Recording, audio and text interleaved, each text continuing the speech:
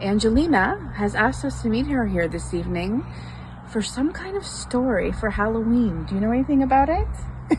All she told us was that we have to go into the maze and follow the lights. So come join us.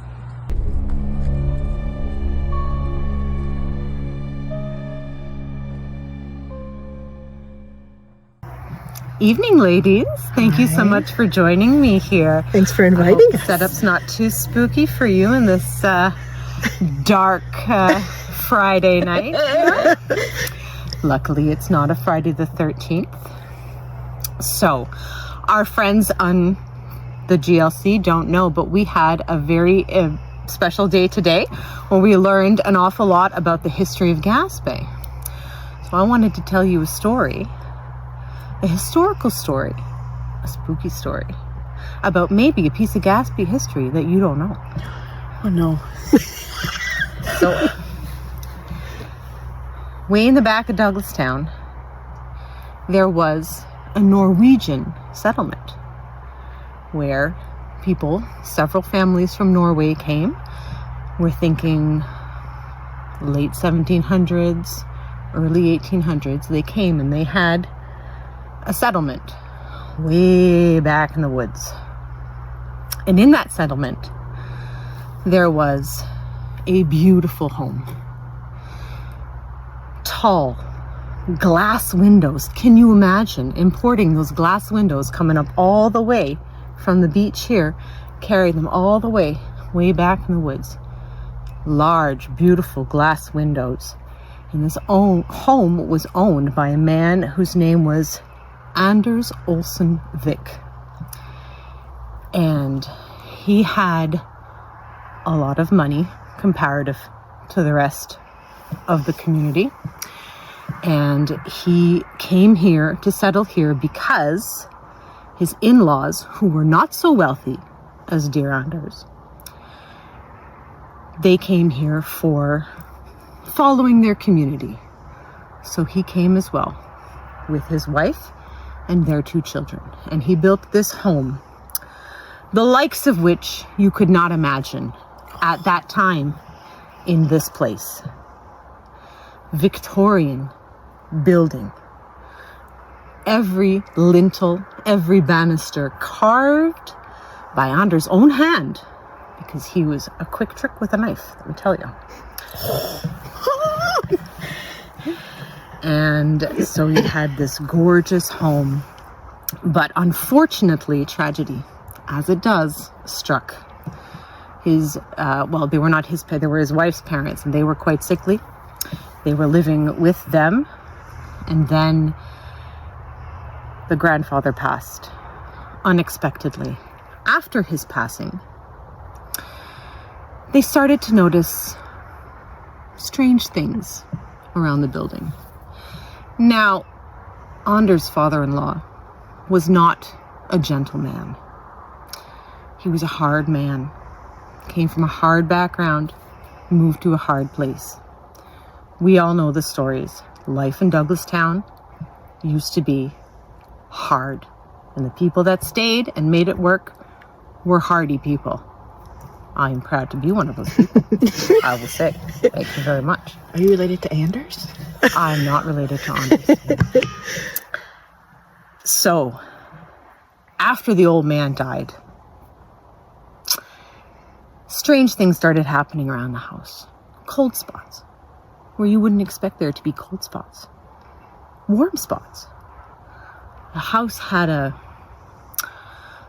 breath of its own, let's say.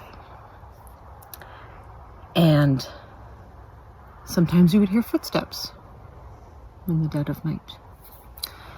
Sometimes you would smell cigar smoke unexpectedly in the room, in the kitchen, random places.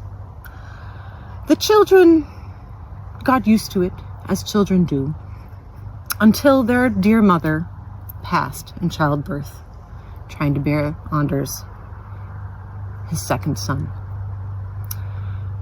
And after that, shortly after that, well, you know, the old lady died as well, because the strain was too much for her heart, losing her husband and her daughter, and her grandchild also quickly one after another, which, you know, is a terrible tragedy, despite how common it was back in those days. So Anders, you know, he didn't have a lot of choices, and he he had a young girl from the community, this small community they were in, hired a young girl to come and stay with them to help take care of the children and prepare the meals, because Anders, you know, he was a busy man. He had a lot of things to do. And he's not one to take care of children with no woman in the house. Back in the day, you know, men were not so resourceful as they are now. And this young girl, whose name was Olga, she had an especially difficult time. For her, in particular, she experienced more strangeness than anybody else. She would wake up at night with a shadowy figure at the foot of her bed. Oh, God.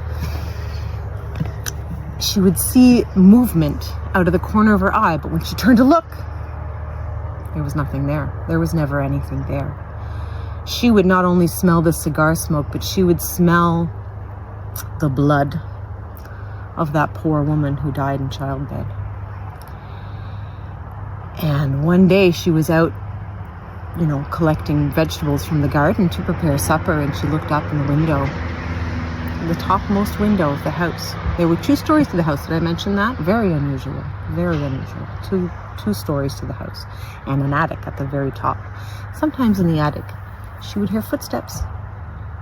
The day she was out collecting vegetables in the garden, she looked up at that window, round window, right in the attic at the very tippy top, under the gable, and there was a face.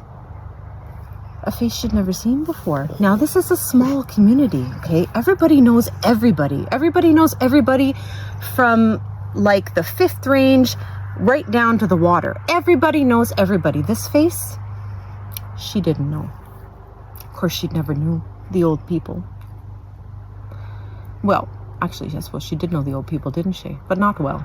So, was it the grandfather? We don't know. We don't know. But she saw a face, and it scared her. And she went running back to her own house, and she told her mother, and her mother said, "Don't be foolish, child. You have a good thing going with this man Anders.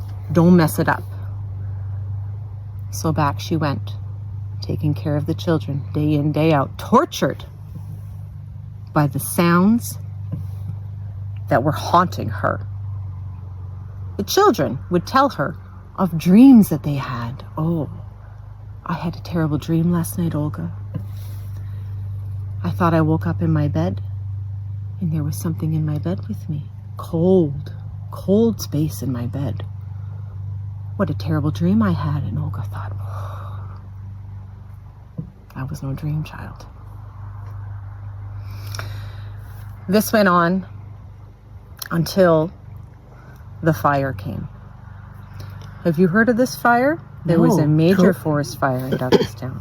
Like I said, burnt from way back in the ranges all the way down, just over on the other side of Tracy. You know, there's a big grove of poplars there. All that burnt all the way down. Big forest fire. Anders' home and much of the Norwegian settlement went with this fire. That beautiful house, demolished. That house, out of all the houses, was the only one burned right down to the ground. Not a pane of glass left. Not a carved banister. Not a thing. Everything leveled. The family made it out safely. They made their way down to the water, and they left these shores, like many of their family and friends. Not everybody made it out. So, the stories now say that if you're wandering back in the woods, and that's parts of Douglastown, if you get to just the right spot, now all traces of this settlement have been completely taken over by the forest, but if you happen to be in the right spot, at the right time of day, the right time of year, you'll hear the footsteps. You'll smell cigar smoke. And if you're very quiet and very still, sometimes you can hear a patter of the children's feet circling you as you try to make your way back out of the woods. The end. So I hope you enjoyed our spooky story. Happy Halloween!